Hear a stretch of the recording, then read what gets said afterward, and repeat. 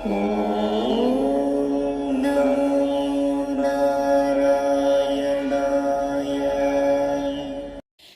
நமஸ்காரம். இன்னைக்கு நம்ம ஸ்ரீமன் நாராயணியத்துல 18வது தசகம் பார்க்க போறோம். பிருது சக்கரவர்த்தி சரிதம். இந்த தசகத்தோட ராகம் வந்து மோக்ஷாப்தி ராகம். முதல்ல நம்ம வந்து ஆஸ் யூஷுவல் அந்த முதல் 5 ஸ்லோகத்துக்கான மீனிங்கை பார்த்துட்டு அதுக்கப்புறம் ஸ்லோகம் பார்க்கலாம். முதல் ஸ்லோகத்தில் என்ன சொல்றார் அப்படின்னாக்க, ஒரு ராஜா வந்து அங்கன் அப்படின்னு சொல்லக்கூடிய ஒரு ராஜா இருந்தான். அந்த அங்கன் யாரு அப்படின்னாக்க துருவனோட வம்சத்துல, நம்ம போன சாப்டர்ல துருவச்சரித்தம் பார்த்தோம் இல்லையா, அந்த துருவனோட வம்சத்துல வந்தவன் தான் இந்த அங்கன் அப்படின்னு சொல்றவன். அந்த அங்கன் அப்படின்றவனுக்கு வந்து வேணன் அப்படின்னு சொல்லக்கூடிய ஒரு மகனும் பிறக்கிறான். ஆனா அந்த வேணன் என்ன பண்றான் அப்படின்னாக்க, ரொம்ப கெட்டவனா இருக்கான், ரொம்ப கெட்ட நடத்தையுடையவனா இருக்கான். எல்லாரையும் துன்புறுத்துறான், தனக்கு வாயில வந்தபடி பேசுறான், அதே போல எல்லாம் பேசின்னு இருக்கான். ஆனா அங்கன் வந்து அந்த மாதிரி கிடையாது. துருவனோட வம்சத்துல வந்ததுனால துருவனுக்கு இருக்கக்கூடிய எல்லா கேரக்டர்ஸ், அதாவது நல்ல விதமான குணங்கள் எல்லாமே அவனுக்கும் இருக்கு. ஆனா இவனோட புள்ளைக்கு எங்கேருந்து வந்ததுன்னு தெரியாது, அந்த அளவுக்கு கெட்ட குணத்தோட அவன் இருந்துட்டு இருந்தானாம். அப்போ பார்க்குறான் அங்கன், இதே போலலாம் இவன் ரொம்ப கெட்ட நடத்தையோடு இருக்கானே அப்படின்னு ரொம்ப காலம் கஷ்டப்பட்டு இவன் என்ன பண்ணிட்டான், போரும் போ, நமக்கு இந்த லைஃபே வேண்டாம் அப்படின்னு சொல்லிட்டு அவன் என்ன பண்ணான்னா, உன்னோட திருவடியிலேயே மனசை செலுத்திண்டு உன்கிட்டயே இருக்கணும், இவன் எப்படி வேணா போயிட்டு போட்டோம் அப்படின்னு சொல்லிட்டு காட்டுக்கு போயிடுறானாம். இது முதல் ஸ்லோகம். அடுத்த 2வது ஸ்லோகத்தில் பார்த்தீங்க அப்படின்னாக்க, இந்த அங்கன்னு சொல்கிறோமே அவனுக்கு வந்து ஒரே ஒரு வாரிசு தான். ஸோ இப்போ ராஜா இல்லை, ராஜா வந்து காட்டுக்கு போயாச்சு. ஆனால் யாராவது ஒருத்தர் இருக்கணும் இல்லையா, அந்த அவனோட வம்சத்தில் வந்து யாராவது ஒருத்தர் இருக்கணும், அவனோட வாரிசு ஒருத்தர் இருக்கணும், வாரிசு இருக்கணும் அப்படிங்கிறதுக்காக இவன் வேணன் வந்து நல்லவனோ கெட்டவனோ அவனுக்கு நம்ம பட்டாபிஷேகம் பண்ணி வச்சிடலாம். ஒருவேளை அவனுக்கு ராஜ பட்டாபிஷேகம் பண்ணி வச்சா அவனுக்கு பொறுப்புகள் வந்தது அப்படின்னாலாவது அவன் வந்து திருந்துறதுக்கு சான்ஸ் இருக்கோ என்னமோ அப்படின்னு சொல்லி அங்கே இருக்கக்கூடிய நாட்டு மக்கள்லாம் என்ன பண்ணுறா, வேற வழி இல்லாமல் அவனை வந்து அரசனாக்கிடுறாளாம். ஆனால் கூட அந்த வேணன் வந்து என்ன பண்ணுறான் அப்படின்னாக்க, எதுவுமே யாரையுமே மதிக்காம தன்னோட வலிமையும் தன்னோட புகழையும் பற்றியுமே எப்பவும் வந்து புகழ்ந்து பேசிகிட்டே இருக்கானா.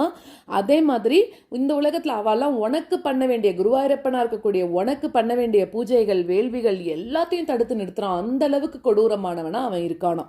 இது 2வது ஸ்லோகம். 3வது ஸ்லோகத்தில் இதே போலலாம் இவன் பண்ணுறானே என்னதான் பண்ணுறது அப்படின்னு சொல்லிட்டு அந்த முனிவர்கள் அவெல்லாம் வந்து என்ன பண்ணுறா, அவனுக்கு நம்ம அறிவுரை சொன்னால் அவன் ஒருவேளை திருந்துவானோ என்னமோ அப்படின்னு சொல்லிட்டு எல்லாரும் அவனுக்கு அறிவுரை சொல்கிறதுக்கு வரா.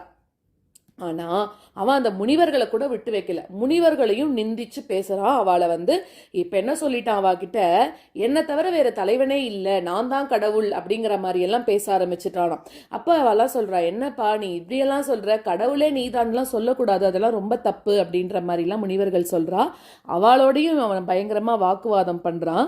அதனால முனிவர்களுக்கு கோபம் வந்து சாபம் விட்டுடுறான். சாபம் விட்டோடனே இவன் என்ன பண்ணுறான், விட்டில் பூச்சி மாதிரி பொசுங்கி போய்ட்றான், தீயில வந்து பொசுங்கி போய்ட்றானா. அதாவது அவளோட அக்னி தீயில இவனா போய் விழுந்துட்டான் அப்படிங்கிறான். ஏன்னா முனிவர்களை பேசினா பெருமாளுக்கு பிடிக்காது. ஸோ அதனால அவளோட அக்னி தீயில இவனா போய் விழுந்துட்டான் அப்படின்னு சொல்லி, அதாவது செத்து போயிடுறான் அப்படிங்கிறது 3வது ஸ்லோகம். 4வது ஸ்லோகம் என்ன சொல்றான்னா, அம்மா என்ன பண்றான்னா அந்த எரிஞ்ச உடல் அதை வந்து பாதுகாத்து வச்சுக்கிறான். ஏன்னா முனிவர்களோட சாபத்தினால வந்து இவனோட உயிர் போயிருக்கு இல்லையா, ஏதாவது பிராயச்சித்தம் பண்ணணுமா என்ன அப்படின்னு சொல்லி எல்லாத்தையும் அவள் அம்மா வந்து பாதுகாத்து வச்சுக்கிறான்.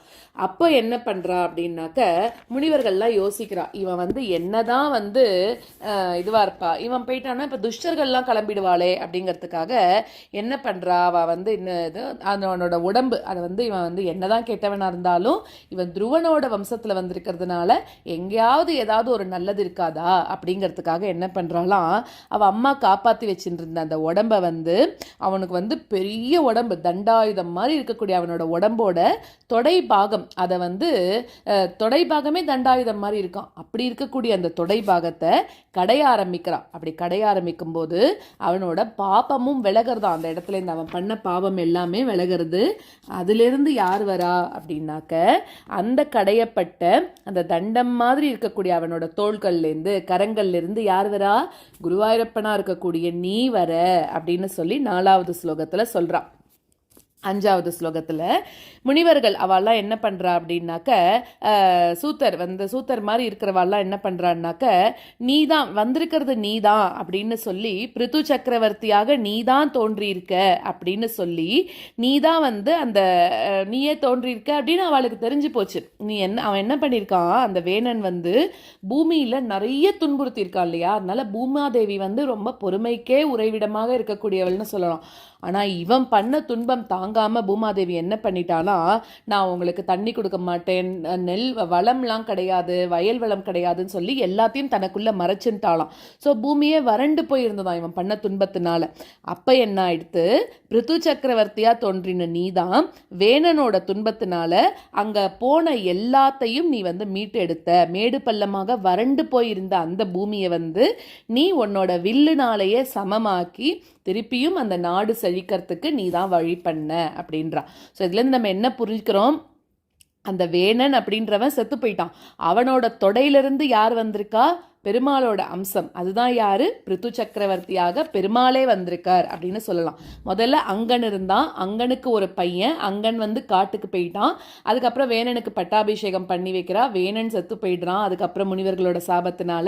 அதுக்கப்புறம் அவனோட தொடைப்பாகத்திலிருந்து குருவாயூரப்பனா இருக்கக்கூடிய நீயே பிருத்து சக்கரவர்த்தியாக தோன்றின அப்படிங்கிறது வரைக்கும் 5வது ஸ்லோகம் வரைக்கும் பார்த்துருக்கோம். அடுத்தது 6வது ஸ்லோகத்துலலாம் அடுத்தடுத்தது என்ன பண்றா அப்படிங்கிறத பார்க்கலாம். அதுக்கு முன்னாடி ஸ்லோகத்தை கத்துக்கலாம். ஜாதஸ்ய த்ருவகுல ஏவ துங்க கீர்த்தேஹே அங்கஸ்ய வியஜனிசுதஸ்ஸ வேண நாமா தத்தோஷ வியதிதமதிஸ் ச ராஜவரியஹ த்வத்பாதே விஹிதமனா வனம் கதோபூத். जातस्य ध्रुवकुल एव तुङ्गकीर्तेः जातस्य ध्रुवकुल एव तुङ्गकीर्तेः अङ्गस्य व्यजनिसुतस्य वेननामा अङ्गस्य व्यजनिसुतस्य वेननामा तद्दोषव्यदितमतिः स राजवर्यः तद्दोषव्यदितमतिः स राजवर्यः त्वत्पादे विहितमना वनं गतोऽभूत् त्वत्पादे विहितमना वनं गतोऽभूत्. जातस्य ध्रुवकुल एव तुङ्गकीर्तेः अङ्गस्य व्यजनिसुतस्य वेननामा तद्दोषव्यदितमतिः स राजवर्यः त्वत्पादे विहितमना वनं गतोऽभूत्. जातस्य ध्रुवकुल एव तुङ्गकीर्तेः अङ्गस्य व्यजनिसुतस्य वेननामा तद्दोषव्यदितमतिः स राजवर्यः त्वत्पादे विहितमना वनं गतोऽभूत्. पापोऽपि क्षितितल पालनाय वेनः पौराद्यैर् उपनिहितः कठोरवीर्यः सर्वेभ्यो निजबलमेव सम्प्रशंसन् भूचक्रे तव यजनान्ययं न्यरौत्सीत्. पापोपेक्षितितलपालनाय वेनः पापोपेक्षितितलपालनाय वेनः पौराद्यैरुपनिहितः कठोरवीर्यः पौराद्यैरुपनिहितः कठोरवीर्यः सर्वेभ्यो निजबलमेव सम्प्रशंसन् सर्वेभ्यो निजबलमेव सम्प्रशंसन् भूचक्रे तव यजनान्ययं न्यरौत्सीत् भूचक्रे तव यजनान्ययं न्यरौत्सीत्. पापोपेक्षितितलपालनाय वेनः पौराद्यैरुपनिहितः कठोरवीर्यः सर्वेभ्यो निजबलमेव सम्प्रशंसन् भूचक्रे तव यजनान्ययं न्यरौत्सीत्. पापोपेक्षितितलपालनाय वेनः पौराद्यैरुपनिहितः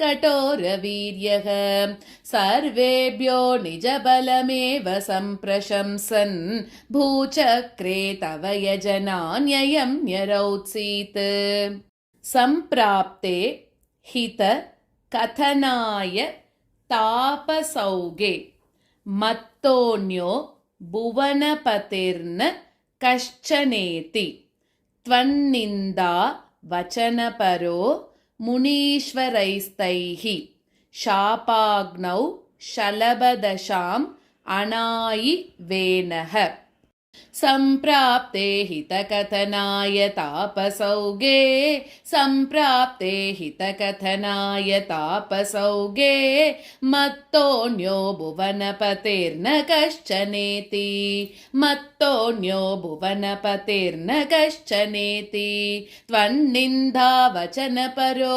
मुनीश्वरैस्तैः त्वन्निन्दा वचनपरो मुनीश्वरैस्तैः शापाग्नौ शलभदशामनायि वेनः शापाग्नौ शलभदशामनायि वेनः सम्प्राप्ते हितकथनाय तापसौगे मत्तोऽन्यो भुवनपतिर्न कश्चनेति त्वन्निन्दा वचनपरो मुनीश्वरैस्तैः शापाग्नौ शलभदशामनायि वेनः सम्प्राप्ते हितकथनाय तापसौगे मत्तोऽन्यो भुवनपतिर्न कश्चनेति त्वन्निन्दा वचनपरो मुनीश्वरैस्तैः शापाग्नौ शलभदशामनायि वेनः तन्नाशात् खलजन भीरुकैर्मुनीन्द्रैः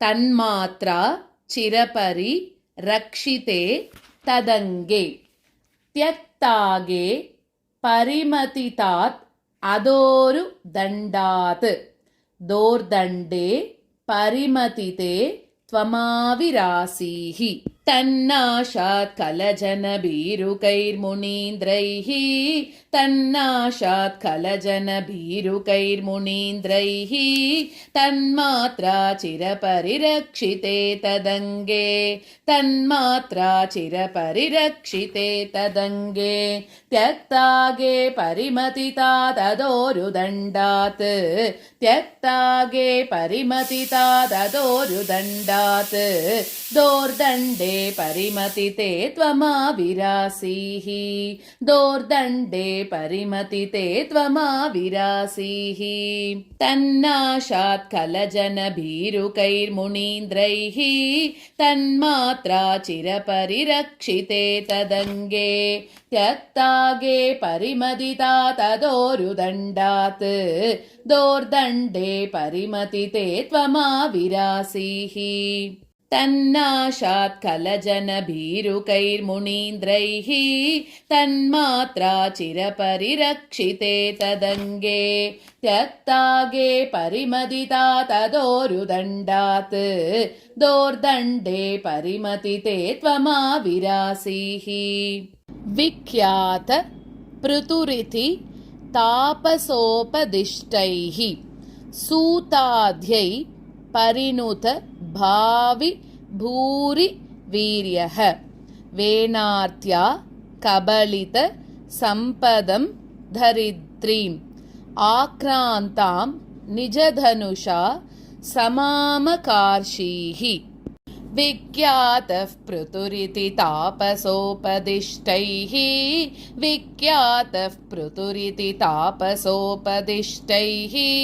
सूताद्यैः परिणुत भाविभूरिवीर्यः सूताद्यैः परिणुत भाविभूरिवीर्यः वेनात्या कबलित सम्पदं दरित्रीं वेनात्या कबलित सम्पदं दरित्रीम् आक्रान्तां निजधनुषा समामकार्षीः आक्रान्तां निजधनुषा समामकार्षीः विख्यातः पृथुरिति तापसोपदिष्टैः सूताद्यैः परिणुत भाविभूरिवीर्यः वेनात्या कपलिदसम्पदं दरित्रीम् आक्रान्तां निजधनुषा समामकार्षीः विख्यातः पृथुरिति तापसोपदिष्टैः सूताद्यैः परिणुत भाविभूरिवीर्यः